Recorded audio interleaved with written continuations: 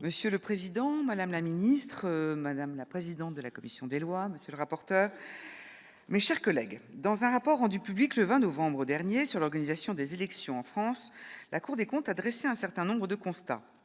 Parmi ceux-ci, elle relève la difficulté des préfectures à assurer leur mission de contrôle a priori des candidatures avec une pleine efficacité. Or, la vérification des inéligibilités est une étape indispensable au bon déroulement du processus électoral. Elle garantit que seules les personnes remplissant les conditions fixées par la loi peuvent se présenter devant le suffrage universel. Les outils dont disposent aujourd'hui les services de l'État ne permettent pas une vérification rapide et fiable des inéligibilités dans des délais particulièrement courts. Faute d'instruments de contrôle systématique et automatique des candidatures, ces démarches sont lentes et complexes et peuvent entraîner, ou du moins exposer à un risque d'erreur certain. Aussi, la Cour recommande de créer un répertoire spécifique, alimenté par le casier judiciaire national, qui recenserait uniquement les personnes ayant perdu leur droit à être éligibles. Ce fichier serait accessible de manière sécurisée aux agents des bureaux des élections dans les préfectures et aux autres autorités chargées d'examiner la recevabilité des candidatures.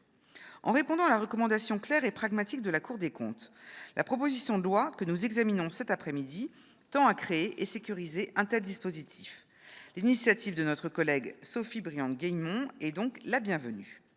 Son article unique vise ainsi à instaurer un fichier national des personnes devenues inéligibles à la suite d'une condamnation pénale, d'une décision du juge électoral ou d'une décision du juge judiciaire prononçant une mesure de protection juridique d'une personne majeure.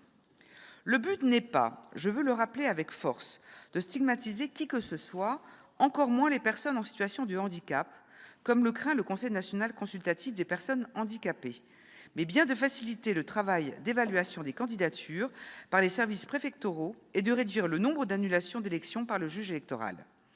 Ce texte permettra aux préfectures, qui sont au cœur de notre organisation électorale, de s'appuyer sur un outil sûr et efficace afin de contrôler l'éligibilité des candidats.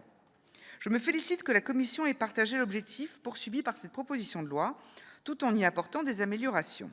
Je me réjouis notamment que la Commission, dans un souci de lisibilité du droit, ait renommé répertoire la nouvelle base de données et regroupé l'ensemble des dispositions au sein d'un nouvel article L45-2 du Code électoral.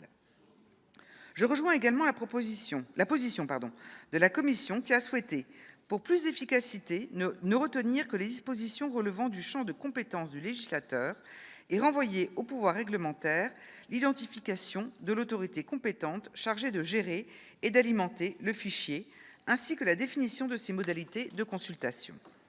Enfin, je salue le volontarisme et le pragmatisme de la commission des lois, qui a tenu d'une part à créer une obligation de consultation du nouveau répertoire par les autorités concernées, d'autre part à fixer une date d'entrée en vigueur au plus tard le 31 décembre 2029.